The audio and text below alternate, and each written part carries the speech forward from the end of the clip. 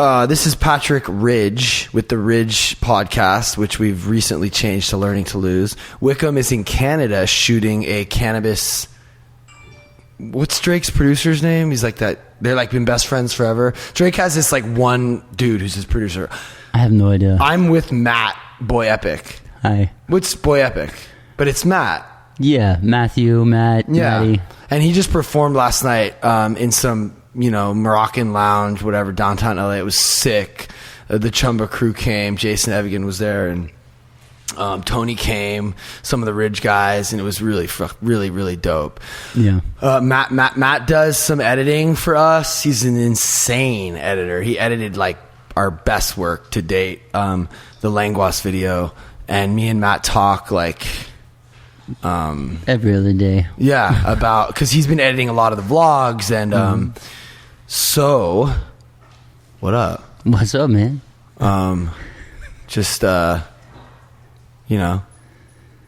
is the first podcast that we've done, that I've done without Wickham. Do you feel weird? Just right there, I kind of was like, wait a second. Like, where's my co-pilot? Right. Because he would have probably jumped in and asked some. See, the thing about having Wickham that's cool is like for me, it's almost kind of corny to ask like certain shit because I did the music thing, but he's interested in certain things that like other kids his age that haven't had the experience that I've had are interested in. So I guess like it would be kind of cool if you want to just do like not like a super detailed like biography, or what would you call that? Just who I am. Yeah. Gotcha. Well, I'm an artist, I've been doing Boy Epic for several years now. I tend to like 4 or 5. Man, like because your shit's kind of popping. This guy has like 300,000 YouTube subscribers, which is insane. Yeah, I started back in 2012. That's when I first started Boy Epic. So that's like 5 years or 6 years, somewhere around there. But you want it to be as low as possible. Yeah, that's what I do too with Hyper. For a while with Hyper Crush, I would always be like, and like because the longer you've been at it, the more it's like fuck. Like why am I not? Yeah, which we'll talk a lot about that because that's kind of the premise of this whole podcast, and hopefully by the end of it, we'll both have some like real peace, right? And like all that other shit like really doesn't matter. But sorry, continue. No. I mean, I've been doing it since like 2012 for Boy Epic. Obviously coming off of like as a scene kid in a scene band back in the day, right? Yeah. But I started Boy Epic, and I just knew that being in a band wasn't really my thing, right? I started it with an idea of who I thought I was, and I've really stuck with it. I lean heavy on film influence. Really, I'm so influenced by film with not only like my music, but also with my visuals, my music videos. I can't get away from it because film has always been my number one passion. Whoa, me too. Yeah, like when I was little, my dad took me to go see like Goodfellas and Pulp Fiction and stuff like that. Like I didn't grow up with Disney movies, right? So I've always kind of just been in this hardcore. Alex. Oh wow, that's so dope. Yeah, like it's just that your dad was doing that. Yeah, well, it pissed my dad too. Actually, it pissed my mom off. But really, yeah, she's like I remember seeing Basketball Diaries and What's Eating Gilbert Grape like changed my life. I was crying afterwards, and I just remember being touched by films with my dad too. Like that was the thing that kind of like bonded us. No, I think the first film that ever made me cry for the first time at the comment section, or how many likes did I get, how many dislikes did I get, how many views did I get. Obviously it's important for me to be aware of those things, but the most important thing is just to keep focused on the content you're making. Yeah. Right? And enjoying the process. Yeah, because if you focus on too much on the other shit, man, like you're just going to drive yourself nuts. I would honestly say that my goal is to care less. Like you said, I almost care less, but then you kind of like took it back a little bit. Like for me, like I actually do have to care less about those. I have to not care at all about those things. But it's a daily struggle. Really? right? It's not like this thing where I'm like fixed. Yeah. Because we care, we get it, and we're like, oh, cool. And then we lose it, and then we're like, oh, whatever, it's all good. And then the next day we wake up and we're wanting it again. And we're it's just like this constant battle. But if I know, like in my heart of hearts, like that it doesn't matter, and that the truth really is like in the process, and like in me being validated by the product I'm putting out, like dude, that drama video and the song is just, that's it. You won. It's so funny that you say that. It's so dope. It's so funny. That's it. You won. I don't know if you're like this, but whenever I'm making a music video, and this has happened every single time I do a video or whatever, while I'm making it and while I'm in post editing it, I'm like in love and so excited and happy. But that last render, that's like the official, like, all right, this video's done. I watch it and I'm like, fucking hate this thing. Really? I hate all my work. Really? Not musically, but visually. Really? Yeah, I just constantly I'm really hard on myself. I think I can always do a lot better. So it's a struggle.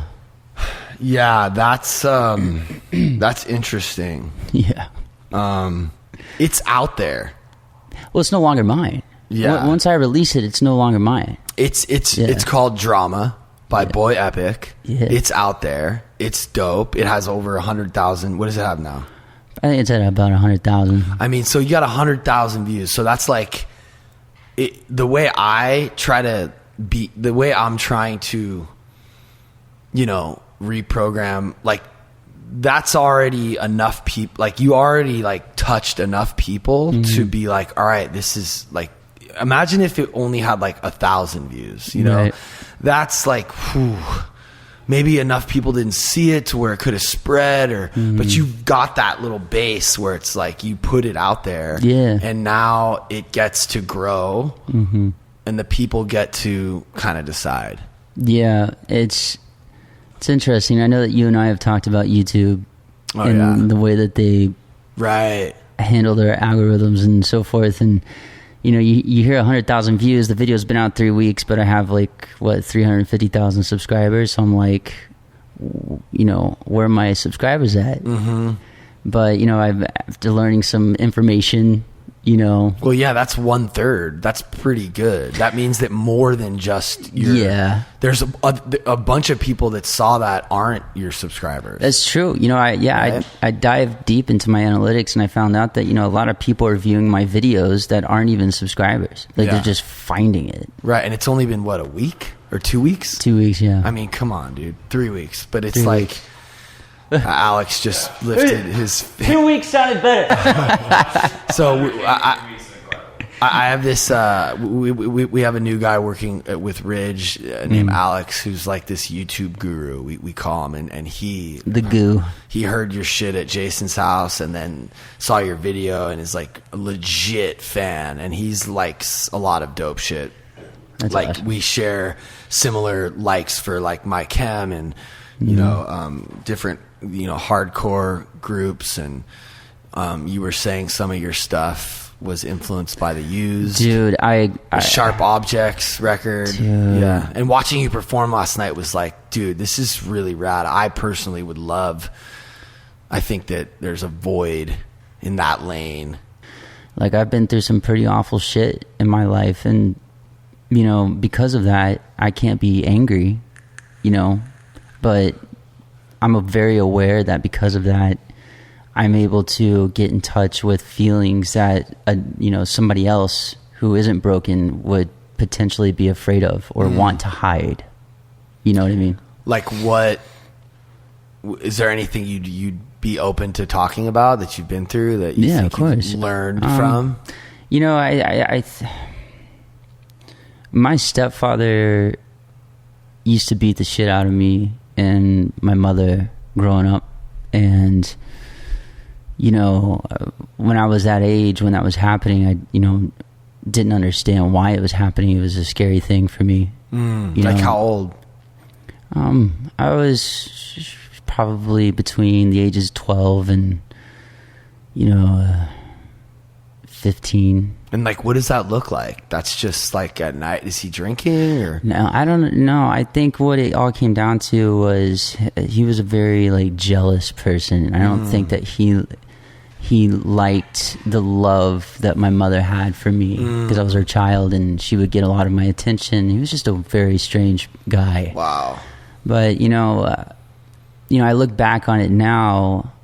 And, of course I'm like, fuck that guy, but at the same time, I've learned to not be angry at it, and I've learned to let go of that experience. And it gave me an appreciation for, women and, obviously to never abuse women or anything like that, because I saw what he did to my mother. And also just it gave me a better appreciation for just respecting others and myself, Right. Yeah, so that's what you learned from that. Yeah. Just, but also experiencing that kind of pain and that kind of darkness, what do you think that did for you? I think it just kind of like helped me understand how vulnerable people can be and what anger can really do to somebody in the cause and effect. Yeah. Because I totally could have grown up to be a real fucked up person because of that. But I chose to get a grip on my reality and my feelings towards him and the experience that I had, and I used it in a positive way instead, because I don't know. I mean, that would be the route I would want to take instead of walking around every day with a chip on my shoulder. Yeah, that's amazing. I'm just thinking about like how dark, painful times can help us be better artists. It's almost like I just had this like thing about like, okay, if you have a certain amount of colors to use in your palette, then but you don't have like blacks and dark colors, like you can only do so much. But if you've experienced darkness and pain, then now like you can't just like be told about it. Right. You have to have experienced it to be able to use that in your art. And so many people that love art find it an escape and a way to, get some kind of relief or they relate because they're going through that, So if you can speak to them in a way that says, I've been through this too, right, which only comes from actually going through it, because there's an authenticity when you use those dark colors. Well, okay. So the way that I use my past experiences, like the one I was just talking about, I try to put as much of that emotion into a song or a video that I'm creating. So in hopes that, maybe it would help somebody now that may be going through something that I went through. Do you have any like specific examples or lyrics or songs that you can like reference that you've used some stuff? Yeah, I mean, one of my new songs, "Cry for Me." There's a line on the second verse where I say, things will be better when I'm gone. I cannot hold you with broken arms. And that was touching base on my lack of confidence. Years ago when I thought I wasn't really good enough for anybody because I felt like my upbringing wasn't normal. My family life wasn't normal, and therefore it made me some type of like less than person that I could possibly be in a relationship with. And I just felt like I wasn't strong enough or good enough to, not carry somebody, but just connect, on a mental level. There's a lyric that goes like, well, how could you love me? I'm so broken. Yeah. How could you love me? I'm so broken. Yeah. Like, I think that I definitely can relate to that, but it's interesting because I didn't really know to be able to tap into that and to know that is very difficult. I think a lot of people have that, but they don't know that it's that. Yeah. You know what I mean? They just like push people out because they're in fear of losing them, or they're in fear that they can't love themselves because of the trauma that they've had in their life. But they don't really, they're not emotionally connected to that. And I think it's pretty incredible that you are able to see that? Like, how do you? I spend a lot of time by myself. Yeah, and you're just thinking, looking inwardly, and like kind of. Yeah, I'm an overthinker, and I suffer from anxiety. Did you talk about that stuff? Did you do any therapy? Did you? No, I don't do therapy because I kind of look at my work as my therapy. Yeah, it's my way to release. And that's it. I don't know how I feel about going and talking with anybody. I'm not opposed to it, but as of right now, I feel like this is enough. Yeah, I mean, to each his own. Like for me, I spending so much time talking about it, and why I react a certain way to certain people, why I'm so obsessed with like getting others to agree with me or see my point of view. It's just this insecurity that stems from like this trauma from my childhood, and it took me a long time to not just to see it, but to be really emotionally connected to who was that guy? Oh, for you? Some dude just walked in the front door. I don't know how do you know people out here? Alex just got.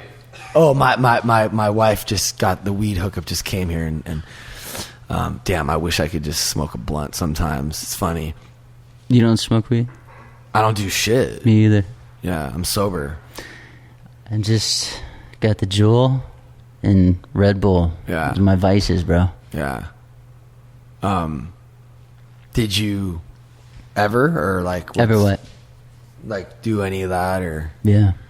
Yeah, I used to be pretty bad, bro. Yeah, I don't really know. I mean, if you don't want to talk about anything, that's fine too. No, I have nothing to hide. Because like another big part of this podcast, Wickham was sober. He's not anymore, but he's young, and that's cool. Like, I don't think he's necessarily got the addict thing that I have, for sure. I don't, but it's a big topic that we talk about a lot. Yeah. Here.